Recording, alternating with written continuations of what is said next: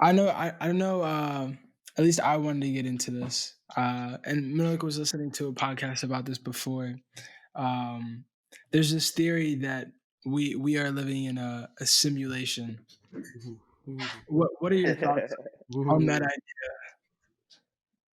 All right, I'm gonna give a little backstory on this so I don't sound like an absolute lunatic.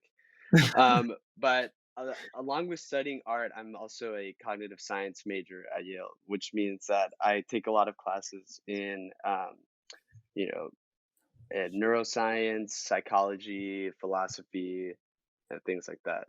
Wait, so So, who's your favorite philosopher? I don't know. Top I, three. Top three. I mean, I read a lot of Descartes and Kant and Nietzsche last semester. Yeah. Um, and there's stuff that resonated with me there, but I wouldn't say that I've read like an entire philosopher's body of work to enough to say that I have confidence to say like they're like my favorite or that I agree with them, because like the whole thing with philosophy is like it's also nuanced. I really like found it fun to kind of challenge what the things they've said, or at least explain it through um um neuroscience. Like there's this philosopher, actually he would probably be on my top three, but his name is like Robert Vischer, and Mhm. he was contemplating this theory of, it's a German word, maybe you can help me out here, but it was a Euphalung or something like that. You feel it? But What does it, it translate to? it's spatial empathy. Ah, So yeah. it's it's it's one of the things that kind of like launched me into this. But how do we project ourselves in space? So I don't know wherever you guys are right now, but your body is well aware of how you're positioned and where you are in that room or outside or wherever. That is and also being able to understand how other people are perceiving and inhabiting spaces. So, kind of going off of those readings, I was super interested in that because, this guy in 18 whatever was contemplating something that just now we're starting to understand why it's so important. And the main reason is that we are now developing technology that allows us to like transport to completely different spaces and inhabit them in different ways, just because we've understood our perceptual system to the point that we can do that effectively. So like virtual reality, have you guys tried doing putting on virtual reality goggles and things like that? I love virtual reality. Yeah. So it's amazing because suddenly the reason it's so effective is because it's convincing your brain of most of the things that are a checklist of reality, like, you know thing objects are in three dimensions. When I turn my head, the space like stays maintained. There's object permanence, there's depth. All these things are the little checkpoints of telling your brain, this is reality, this is reality, this is reality, right? So um, kind of going back to this theory, and this is something that I don't know if I believe it fully, but it's definitely something important to consider. Artificial intelligence isn't getting any dumber. It's actually on an exponential curve that is just going to shoot through the roof, and it's like already doing that. Once neuroscience, virtual reality, or 3D rendering and artificial intelligence are seamlessly integrated, there may come a point that we have no way of distinguishing what is real and what is code. And that's um what We this are whole very theory is all about, right? Like yeah. there's no way of knowing if we are just a simulation that's been programmed by a previous human civilization or form of life that. All right, what were you saying? Oh, okay. So before we got on, I was like skimming through this paper by Nick Bostrom, who's a philosopher at Oxford, and he wrote like this. Hold on, let me. It's 14 pages about how there's no way to possibly prove that we are not in a simulation, and that there's a higher chance that we are living in a simulation right now than there than we are not. Like we are the first, like this is the first time we are going through this stage of life. So which one would you bet on? Which one would you bet that we are or we aren't? That like this is a simulation, or would you bet that this isn't a simulation? Are you asking me? Yeah, or I guess both of you. But Um, I personally think, I mean, again, it's like one of those things where it's kind of like a God complex, you know, like yeah. you can't 100% be certain that, you know, God is real, or you can't 100% be certain that God is not real. It's just one of those things where it's just like, maybe it's a social construct, maybe it's real, like who knows?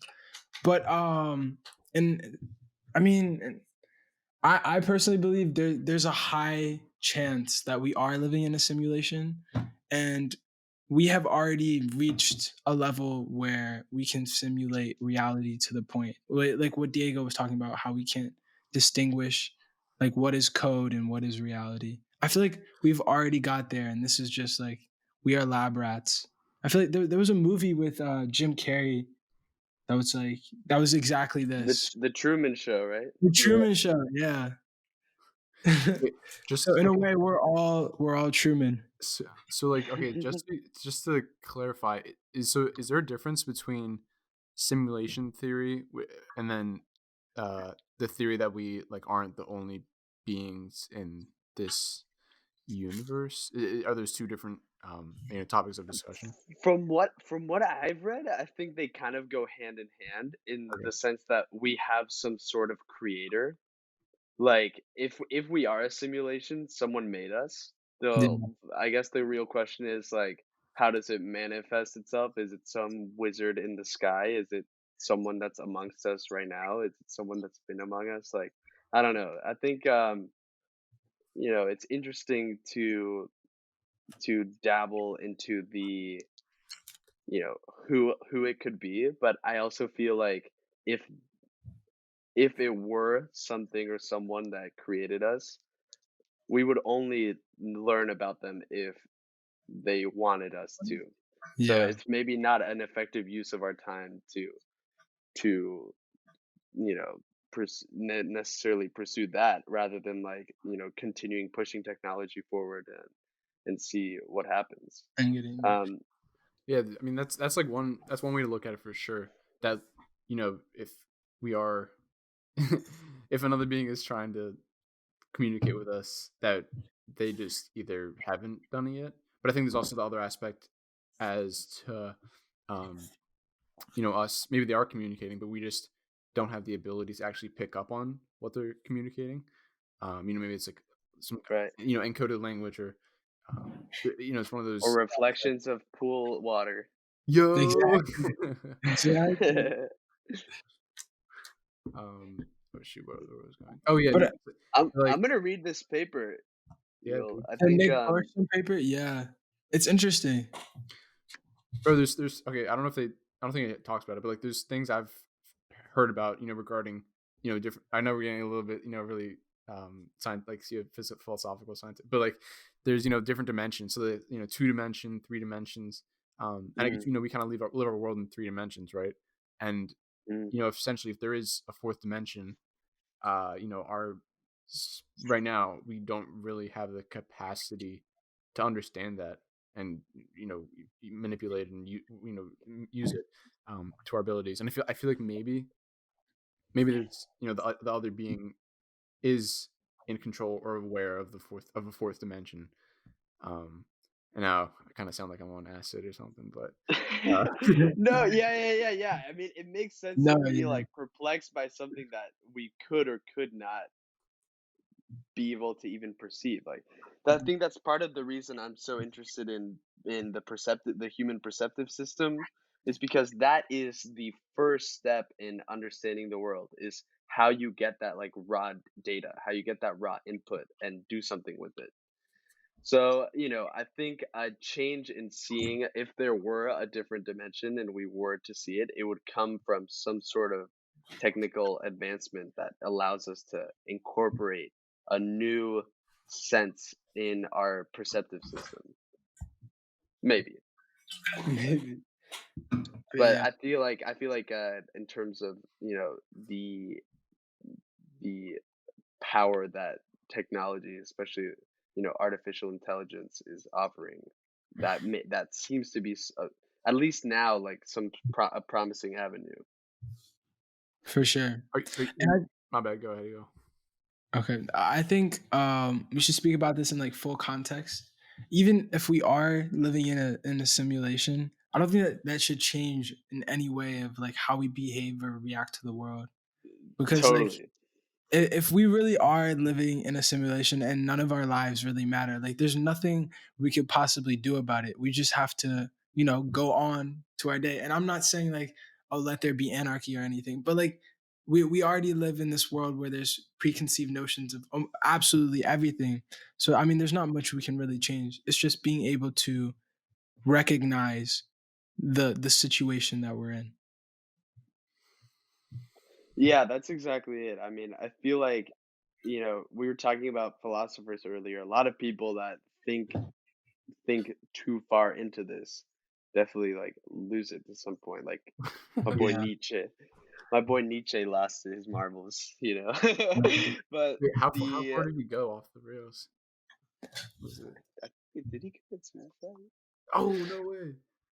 I don't think No, he wait, did. let me look it up. Let me look it up. Yeah, we need a fact check. But it's funny that you say that because I'm a huge Nietzsche fan. I mean, besides the whole nihilism thing, just some of his concepts are pretty enticing. Diego, are you studying like AI No, no, as he got well? a pneumonia. Or, He got a pneumonia. No, no, uh, no, not suicide. That's what it that's was. different. That's different. Very different. But he was 55 though. He was Yeah, young. and I mean the weird thing about Nietzsche was he always talked about how meaningless some things in life are, but he was broke. He never married the white like the girl that he wanted to marry. So I think he came from like this very pessimistic view of life almost. But again, he had some really interesting Yeah, yeah, ideas. yeah. Yeah, he had dementia, syphilis, the Sheesh. works. That's the whammy.